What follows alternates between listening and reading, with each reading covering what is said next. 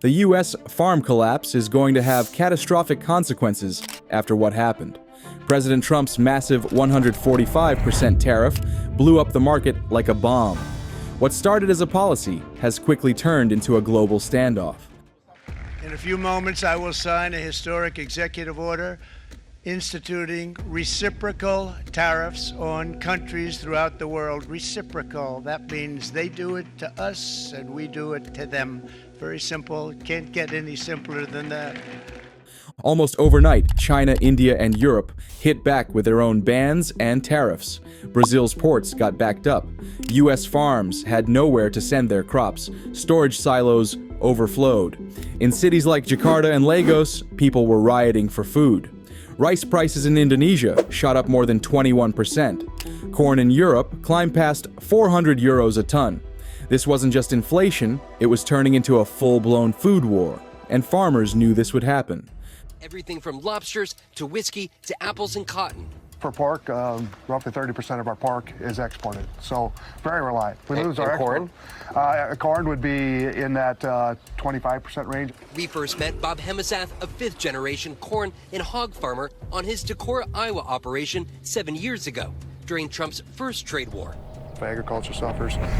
Main Street, small community Iowa suffers. Today, he's facing the same questions. Where does this trade war end? I don't know where it ends. I hope it ends soon. I hope it ends with us willing to be good partners with these countries around the world and be willing to sit down at the table and work out our issues. During his first administration, Trump's trade wars lasted more than a year and a half. They caused the price of agricultural goods across the country to plummet. 3 hours south of Hemasath, Jim and Terry Johnson's 900-acre corn and soybean farm. During the first trade war in 2018, they were hit hard financially. $100,000? Oh, yeah. That's how much your crop prices went down, 100,000. It's like people watching the stock market. Well, we watch the commodities market every day. Now, they are frustrated by his tactics. What is your message to the Trump administration? Just stay out of it. I mean, if they would just leave it alone and let the free market do its job, everything would be okay. We just want to work, sell our crop, and have a decent life like everybody else. So what happens when food becomes a weapon and you're on the wrong side of it? President Trump insisted during the interview, Steve, he already had gotten costs down in his first couple of months. Here's what he said. I was able to get down the cost. Oil is down, gasoline is down, groceries are down, eggs. But you don't talk about the fact that gasoline is down at numbers that nobody believes possible. You know why they're down, by the way? Drill, baby, drill. We're drilling like crazy right now. What do the numbers show? Well, as usual, there's a lot to unpack here. Donald Trump has a loose relationship to the facts. So let's talk about prices, first of all. Prices are still going up. If you look at headline, meaning all items together in the Consumer Price Index, you'll see that they rose by 0.6% in the first 3 months of the Trump administration compared to 0.9% under the Biden administration. A little bit slower, but still significant price increases. Groceries went up faster under Trump than under Biden by 1%. In that quarter, which is close to a 4% annual rate, 0.8 under Biden. I'm going to come back to gas in 1 second. But what's also happening that is very worrisome, and notwithstanding Trump's exhortations, shall we say, the public isn't really buying it. Inflationary expectations on the part of consumers have gone up enormously. They were 2.8% back in December, and now they're 6.5%. And sometimes perception becomes reality, and so this is a dangerous thing as well. Now back to oil. Why are gasoline prices down? They're down for two reasons. One, because OPEC is pumping more oil, which brings prices down. And secondly, because when the oil market perceives that the economy, the biggest economy, ours, is weakening, then prices start, they expect demand to fall and prices start to fall. And the next thing that happens is people drill less oil, because if they don't think they're going to get the same price for their oil, they're going to drill less oil. So this notion that drill, baby, drill has created a whole upsurge in drilling activity is absolutely counter to the facts. April 2nd, 2025 was called Liberation Day by Trump. That's when the U.S. slapped big tariffs on $300 billion worth of Chinese goods, including farm tools and ingredients used in American food products. By May, the damage started showing. U.S. pork exports dropped by over a third. Soybean prices fell sharply in just a few days. Dairy sales to China, worth nearly $600 million a year, came to a sudden stop. Biden's former economic advisor thinks Trump is leading America into a recession. Some people on Wall Street have expressed concerns that the possibility of a recession is increasing. And I want to know what you think about that. Are you comfortable with the country potentially dipping into a recession for a period of time if you are able to achieve your long-term goals? Well, you know, you say some people on Wall Street say, well, I can tell you something else. Some people on Wall Street say that we're going to have the greatest economy in history. Why don't you talk about them? Because some people on Wall Street say this is the greatest thing. Well, that's what I'm getting at. That's what I'm getting at, though. It's the same question. Yeah, there are many people on Wall Street say this is going to be the greatest windfall ever happened. And that's my question. Remember the this. long term. Yeah. Is it okay in the short term to have a recession? This. Look, everything's okay. What we are, I said, this is a transition period. I think we're going to do fantastically. So how does that sound to you? Well, I don't think that sounds pretty good. That does not sound great at all for most American families. The idea that the President of the United States has said yet again that he's okay if his policies cause a recession. That's going to cause a lot of pain in the short term for workers, for families, for small businesses all across the country. And I think what is especially daunting listening to this statement from the president is that he is actively doing so many things that will make a recession that much more painful. When you think about the chaos that DOJ's chainsaws had across the federal government, you think about the cutbacks that they are putting forward in their budget, you think about the fact that he's focused on a tax plan that will put billionaires over families. If we have a recession, it's going to be even worse because we won't have the supports there to help families get through it. At the Port of Oakland, grain shipments dropped 42% in just 2 weeks. This isn't just a supply problem, said a former U.S. agriculture expert. It's economic suffocation. Costs to make food also soared. Fertilizer from Tunisia was now taxed at 28%, and imports were nearly cut in half since January. Trump said all this would help American farms, but what actually happened were canceled contracts, mountains of unsold crops, and rising food prices in cities across the U.S. And this was before other countries struck back. Why did these countries do this? The reason will shock you.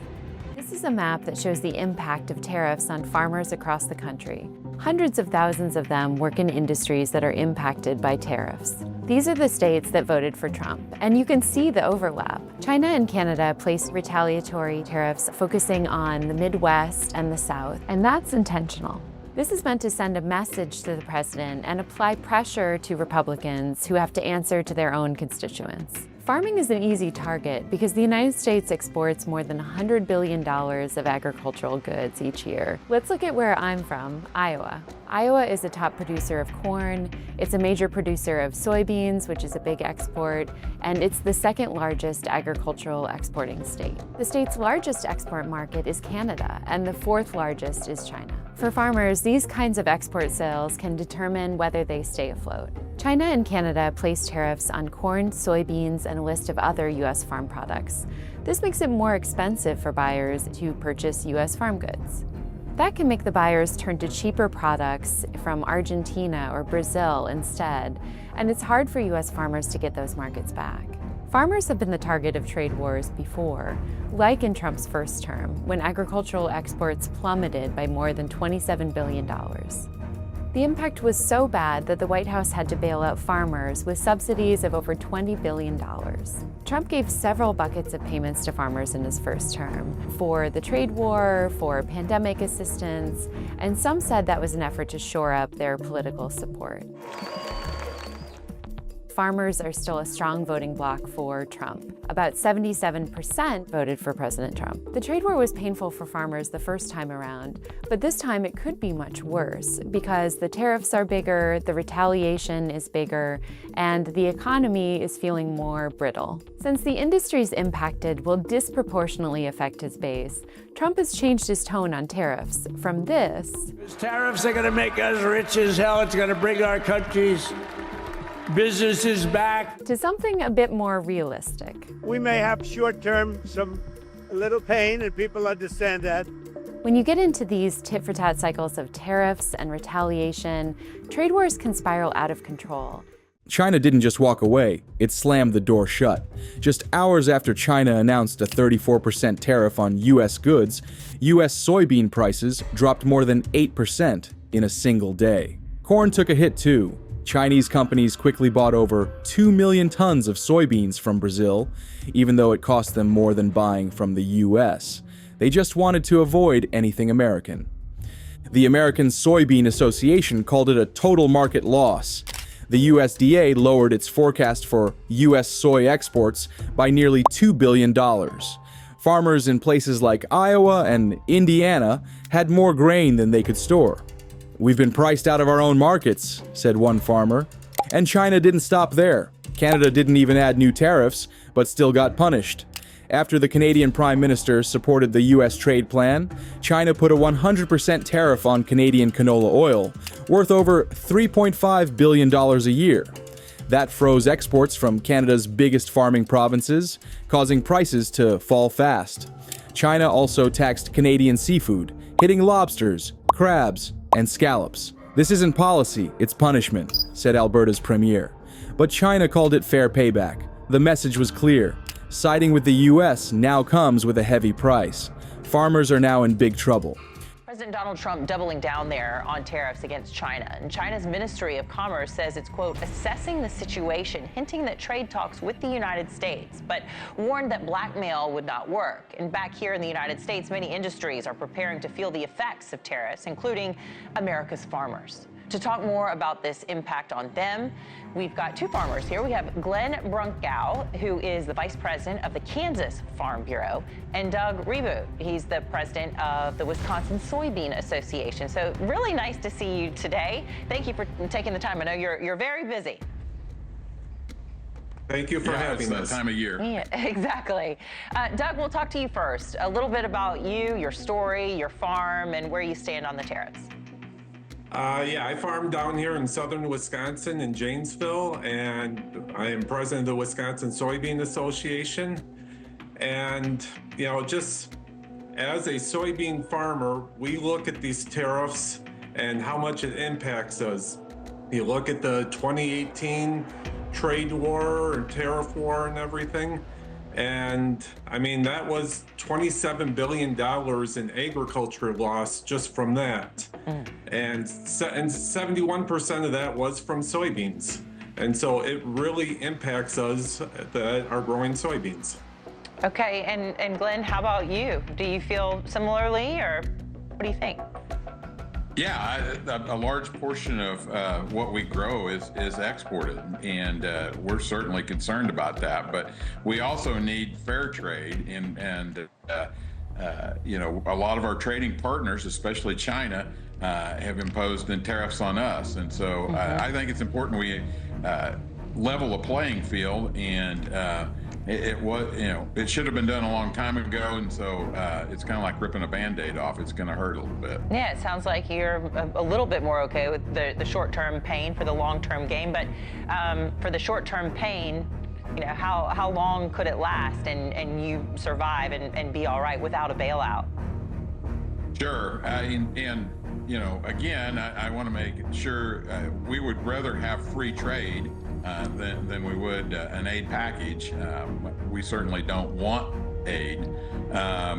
We're in the portion of the year where we don't do a lot of trade, and so the markets really haven't felt it too bad yet. So I'm willing to get. Europe didn't hold back either. After the U.S. taxed European steel and aluminum, the EU slapped a 25% tariff on U.S. corn. That cut off a major food supply that had replaced Ukrainian grain since the war. Countries like Spain and Germany had been buying millions of tons of U.S. corn. Now, they had to pay more for it from Brazil or South Africa. A Spanish feed group warned pork prices could jump 18% by summer. "This isn't strength," said a European economist. "It's a wound we gave ourselves." Now, Europe is coming back at the U.S. with its full weight. The European Commission says it's preparing a range of tariffs on U.S. products worth some 95 billion euros in case trade talks with Washington break down. Products which could be targeted include industrial and agricultural goods, cars, and aircraft. The Commission has also launched a complaint against U.S. trade tariffs with the World Trade Organization, but the Commission President, Ursula von der Leyen, says Brussels is committed to reaching a negotiated solution. Our Brussels correspondent Christine Mundwad told me more about the goods on the EU's hit list. Well, bear with me, Terry, because it is a bit of a long and a diverse list. But we know, as you've mentioned, aircraft is on there, cars and car parts, agri-food as well as fish, electronics, health-related products, not pharmaceuticals, health-related products. This includes things like syringes and tampons, alcohol and batteries. These goods are specifically what would be U.S. exports to the European Union. There is also the potential of targeting EU exports to the United States, and these are scrap metals, iron, aluminium, and steel. Now, with publishing this list, Terry, the Commission has essentially opened this process of consultation where it is going to be consulting with member states as well as stakeholders from the sectors that are affected. It's going to take in their feedback. There's a month-long period that has been allocated for that, after which we can expect that this list will be amended, perhaps stuff taken off of it, some stuff put back on. Notice we're not yet discussing the tariff levels. We're not talking percentages just yet. This is just possible goods that can be targeted in the event that a deal isn't reached with the United States. The other point to make here is that semiconductors, services, pharmaceuticals are not yet on this list. India had already caused a shock the year before. In July 2024, it suddenly banned exports of most white rice. India supplies over 40% of the world's rice. So when that stopped, it pulled nearly 10 million tons off the market. Rice prices jumped 21% in just 2 weeks. African countries like Nigeria and Senegal, which rely on Indian rice, were hit hard. Shipments stopped. Panic buying began across Asia. The Philippines declared a national rice emergency. This shocked the entire system, said a former Indian official. He warned it could affect food for up to 2 billion people. India said the move was to protect its own people. Its food prices had jumped over 10% earlier that year. But for the rest of the world, it was a major blow. For the US, these tariffs are starting to spell disaster for businesses because they will soon run out of inventory. New tariffs on Chinese goods are pushing product prices higher and forcing many U.S. importers to halt shipments. The Port of Los Angeles is now forecasting a 1/3 drop in cargo for next week compared to last year. Joining us right now is Gene Soroka. He's the Port of Los Angeles Executive Director. Gene, those are some big numbers. You're really expecting 1/3 of the traffic to drop off next week? Good morning, Becky. And yes, that's right. According to our own Port Optimizer, which measures the loadings in Asia, will be down just a little bit over 35% next week compared to last year. And it's a precipitous drop in volume, with a number of major American retailers stopping all shipments from China based on the tariffs. Yeah, the China piece of that is the most interesting. That's where the shipments are basically ground to a halt, you've said? Yes, that's correct. And that makes up about 45% of our business here in Los Angeles, Becky. Now, what we have heard in talking directly to CEOs and senior executives of the shipping lines is they'll try to add a couple of port calls in along the Southeast Asia routes where cargo is still moving, albeit at a 10% tariff. But realistically speaking, until some accord or framework can be reached with China, the volume coming out of there, save a couple of different commodities, will be very light at best. Meanwhile, Poland, Hungary, Slovakia, and Romania didn't wait for the EU to act. In April 2025, they banned grain imports from Ukraine. They said their markets were being flooded. These 4 countries had imported nearly 11 million tons of Ukrainian wheat and corn the year before. Time is running out for the U.S. to make new trade deals with countries like China. If they don't, they could end up in a full-blown trade war. something that Scott Bessent, Treasury Secretary under President Trump, says the U.S. can't afford. But for many American farmers, it's already too late. The damage has already been done. Farmers who rely on selling their crops and goods overseas say they're getting hit hard. China, once a major buyer of American farm products, has pulled back. Orders are getting canceled, and people are losing jobs. And it is only now that the Trump administration is realizing the gravity of their mistake. They are reconsidering the tariffs on China. Tonight, President Trump suggested he may lower the tariffs on China to 80% ahead of trade talks in Switzerland tomorrow. Fox's Caroline Shively reports from Washington. It was an all-caps kind of morning for President Trump on Friday, posting on Truth Social, China should open up its market to USA, would be so good for them. Closed markets don't work anymore. 5 minutes later, he took the caps lock off and added, 80% tariff on China seems right.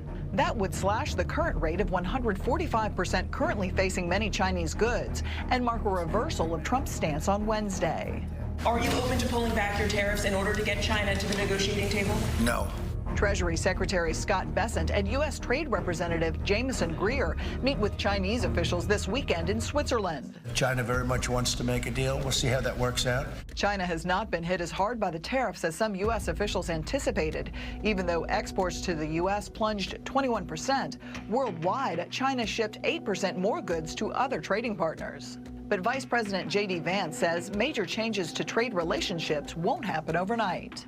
These are long-term big plays. I think they're going to make Americans richer and more prosperous. Democrats say American consumers are paying the price. For groceries, for prescription drugs. Last week, for instance, Ford announced they're increasing the price of at least 3 models by as much as $2,000, in part because of Trump's tariffs. On the heels of his tariff agreement with the United Kingdom, President Trump posted on Friday, many trade deals are in the hopper.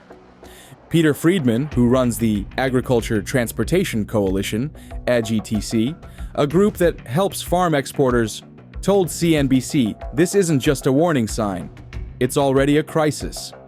The U.S. Department of Agriculture just reported that China canceled its biggest pork order since 2020, a shipment of 12,000 tons. AGTC says their members are already losing massive amounts of money because of the trade war. In fact, this could affect everyone, not just farmers. The New York Times recently analyzed what your home could look like without Chinese products and which common goods could soon see dramatic price increases or shortages. And in short, it's a lot. In fact, in some cases, for certain things in your home, it's very difficult to find a cost-effective option that isn't Chinese manufactured. And you know who's really cursing those tariffs right about now? Our old friend Betty. Betty, as you know, is a busy working mother of a high schooler named Bobby. We mentioned last time we visited with Betty that she's planning on buying a new home or renovating her existing one. Now, things are tight, so Betty is trying to eat in. She's brushing up on her home cooking, and she wants to equip her new kitchen, starting with a new set of chef's knives, 82% of which are imported from China. Her son Bobby is in his fitness stage, all about making gains in the gym. Unfortunately, he made one too many protein shakes and broke the blender. China manufactures 83% of America's blenders, so that's going to cost her dearly. Thanks, Bobby. How about warming up something simple in the toaster or the microwave? 99% of toasters and 90% of microwaves sold in America come from China. All right, Bobby is also an avid video gamer. Betty's praying that Bobby doesn't ask for a new device to play his latest games because 86% of video game consoles sold in America are made in China, as are 78% of all computer monitors. Let's hope Bobby's a fan of the classics because Betty thinks she can dig out her Nintendo 64 from the depths of her closet. Summer's right around the corner. Betty's looking forward to hosting a 4th of July party. No summer barbecue is complete without hot dogs and hamburgers, which Betty's going to need to grill, but purchasing a new charcoal grill might be out of the question. 96% of charcoal grills are imported from China. Betty's party guests better bring their sunscreen and floppy hats too, because 98% of backyard umbrellas also come from China. One exporter of wood pulp and paperboard said they had 6,400 metric tons of product stuck in a warehouse and 15 rail cars just sitting there, racking up fees because they couldn't move. Meanwhile, another 9,000 metric tons was already on its way to China, but there's a chance Chinese buyers might reject it, forcing the shipment to be rerouted somewhere else, which is expensive and risky. And there's another storm brewing. The U.S. Trade Representative recently approved new fees under the SHIPS Act. Chinese ships arriving at U.S. ports could soon face $1.5 million in port charges. While bulk agricultural goods are exempt, containerized goods, which include many of America's most valuable food exports, are not. Move over canaries in coal mines, because in terms of flashing red indicators, nothing beats what is happening at America's largest port right now, as in this afternoon. Thanks to Donald Trump's tariffs, a radical act of economic and political self-sabotage, America's harbors are very suddenly much quieter, lonelier places. Take the Port of LA, which has been, since the turn of the century, the busiest port in the Western Hemisphere. Its directors say a fifth of normally scheduled vessel arrivals for this month have been canceled, and cargo coming in is about 35% lower now than it was the same time last year. Fewer vessels coming across the Pacific with less cargo. It was pretty quiet out there when I started about 6 o'clock this morning.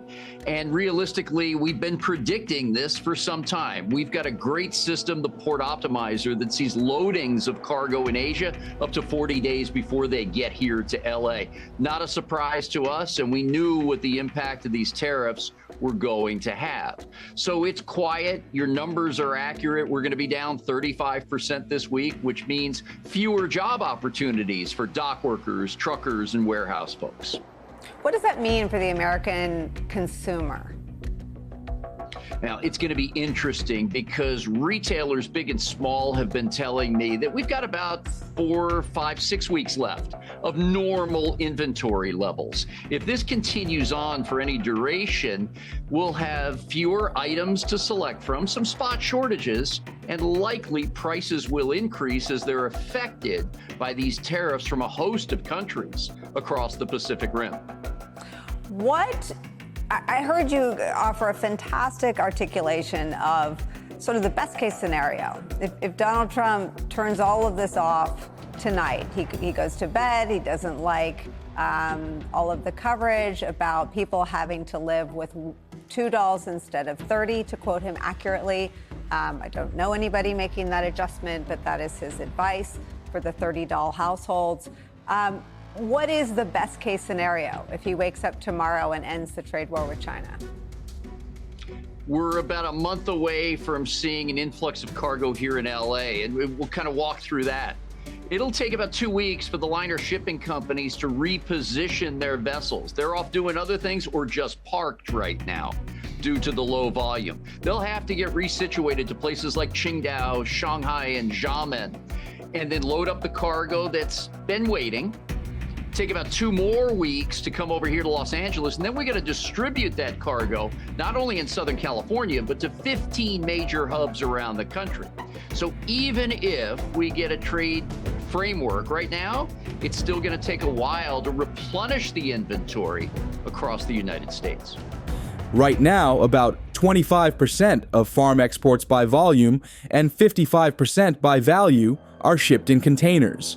Only time will tell how badly Trump's tariffs affect the world economy. How do you think all of this will turn out? Let us know in the comments